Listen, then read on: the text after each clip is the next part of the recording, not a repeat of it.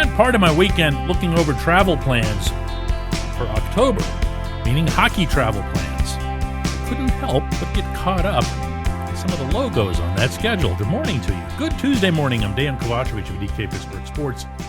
This is Daily Shot of Penguins. It comes your way bright and early every weekday. If you're into football and or baseball, I also offer daily shots, Steelers and Pirates, that I hope you'll also take the time to check out.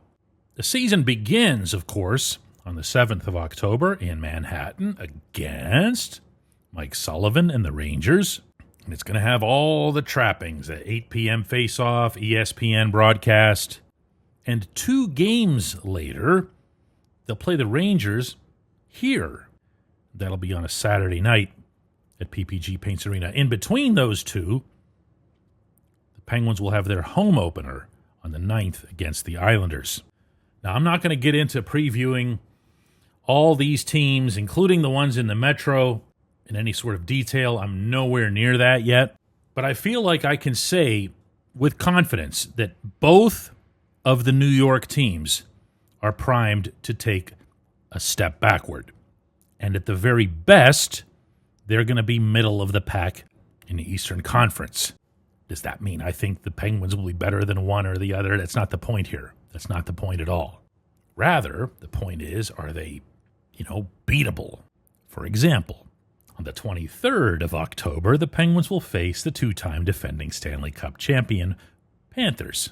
And they'll do so down in Sunrise. And they're going to have their hands full. And they will be heavy underdogs, as they should be. In these first 3 games, not so much. Now, after that, the Penguins go out west and take on all 3 of the California teams. In order, Anaheim, Los Angeles, San Jose. I don't know what the hell the Ducks are doing anymore. I do know that the Kings are going to be good, and I do know that the Sharks are a long ways off from where they want to be with Macklin Celebrini, Will Smith, and all the young talent, the legit young talent that they have. I can see there a 2-1 trip. You still with me here? Penguins come home. They face the Canucks. Speaking, by the way, of teams that nobody knows what the heck they're doing. And then that game I just referenced against Florida, followed by a home game against Columbus and another against St. Louis. So I'm going to stop at 10, even though the Flyers happen to be the 11th and they're eminently beatable. I'm going to stop at 10, and I'm going to put forth at least the abstract notion that the Penguins could, this is not a prediction, this isn't some optimistic whatever thing, this is just a possibility that the Penguins could get off to a pretty nice 10-game start. It also could be disastrous, it also could be, you get the idea here. I'm not making a prediction. What I am doing is a little bit of an exercise. I'm curious, really curious, as to how people around here would react to it. Like, what would you do if, I don't know, let's go through the California trip. That's 6 games in. If the Penguins were, let's say, 5-1 or 4-1-1, what would you do? What would be your thought process? Are you one of those that's going to go, oh no, there goes Kevin McKenna, we got to start tanking, what are we doing here? Are you going to be one of those who bases how they feel about it on whether or not it's the Penguins' youth contributing to this success, or if it's just, Sid going on a tear for the billionth time? Or would you be thinking something along the lines of, you know what, this is kind of how they looked to close out last season. The idiot who does that podcast every morning keeps going on and on and on about that 10-5-2 finish. But this looks a little bit like that. Okay, so that one wouldn't happen for you. But what would it take for you to accept, or way more important than what any of us think, for Kyle Dubas to accept that the product that's in front of him could already have cratered out? Now, I will agree with Dubas emphatically that the Penguins need a lot more youth, a lot more talent than what they've already gotten. My thought process is at least partially that you have all these draft picks, 17 of them in the first 3 rounds, the next 3 drafts. And that can, in a way, serve as your rebuild, or at least a significant component of your rebuild. And if you look down at ice level and you do see that first scenario that I brought up with you, which is that Ville Koivunen, Rutger McGroarty, Owen Pickering, maybe even one of the young goalies is rising up and making a real difference for you, that's when the foot's already been put on the gas pedal for you as an executive. That's the team telling you where it is. And Dubas has invariably and repeatedly stressed that point himself. He's never once expressed a desire to stretch this thing out. Now, he's also never laid out in any sort of detail, I don't know that he can, what exactly he'd want to see that would make him believe that. I'm sure that it wouldn't be the first 10 games of the coming season. But then we don't have to analyze things the way that he does. Neither do the players. When we come back, J1Q.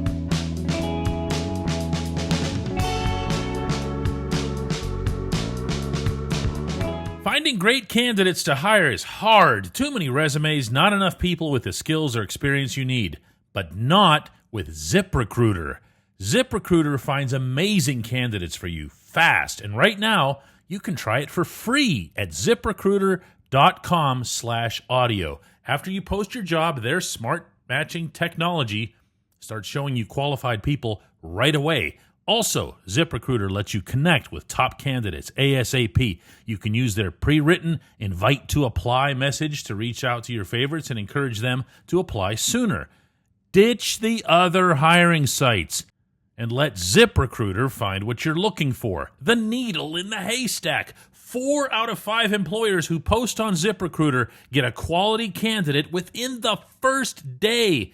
Try it for free at this exclusive web address, ZipRecruiter.com/audio. Again, that's ZipRecruiter.com/audio.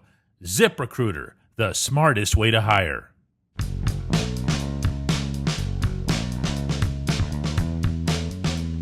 Today's J1Q comes from Darren in Raleigh, who says, "Hi DK, all this talk on your show about goalies, but not a word for Philip Larson or Taylor Gauthier. With such a logjam up top, something's going to have to give. Short of an offer that would blow Kyle Dubas' mind, Sergei Murashov isn't going anywhere, and I don't think they traded for Artur Silovs just to trade him away again. He's at least a damn good backup, and at most someone who can beat Tristan Jarry in an open competition. They'd like to trade Jarry, but he'll need to start the season hot to be enticing. So if they can't trade Jarry, what if Blomqvist is on the block? Oh, my goodness. I'm going to cut you off here, Darren, because this goes on for a while. They don't have to trade anybody. That's my short answer to everything that you're bringing up here. As you say yourself at the end of this, and I'm scanning ahead, maybe it's August and I'm so hockey-starved that I'm playing fantasy goalie chess to pass the time. I think you are, dude, because if you think about the number of slots that are available, and you started to do this yourself, you've got 4 goaltenders between Pittsburgh and Wilkes-Barre. As I brought up on the show yesterday, I'm of the opinion that you can utilize both Blomqvist and Murashov in Wilkes-Barre. I understood why they were doing what they did with Murashov and Wheeling. I just don't know that it advanced his career much. Now, do you want them to get a lot of starts? Yes. Is there a certain number that you'd like them to hit? Also, yes. Is it ideally more than half of the games when it's a real prospect? Very much yes. But I can have the same debate in a different form by asking, is it worth it to either Blomqvist or Murashov to waste, I don't mean to be rude here to all the Nailers people, but to waste a chunk of a vital developmental season in the ECHL just so that he can get a handful of additional starts? No, it's not. It's not. This isn't baseball, my friends. They like in the hockey world to portray the ECHL as the double A. I've actually heard that get used by the league, the double A of hockey, where you go from one level, you make it to AAA, and you're right there. That's actually not how it goes. When you're a prospect and you're ready to be treated like a real prospect, you're going to go to the AHL. Now, there are fewer slots for goaltenders, obviously, which created the situation that happened this past season.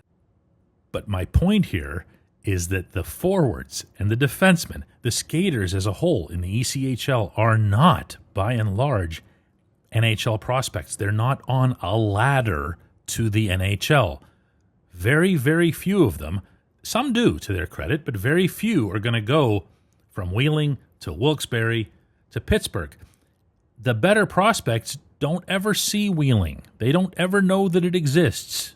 So that alone should give you some idea of the caliber of shots and chances and general speed and motion and toughness and everything else that should be challenging a goaltender the pedigree of either Blomqvist or Murashov. I appreciate the question. I appreciate actually everything that you wrote there. I'm sorry to have skipped over it. I knew where you were headed here. I appreciate everybody who listens. The Daily Shot of Penguins. We're going to do another one of these tomorrow.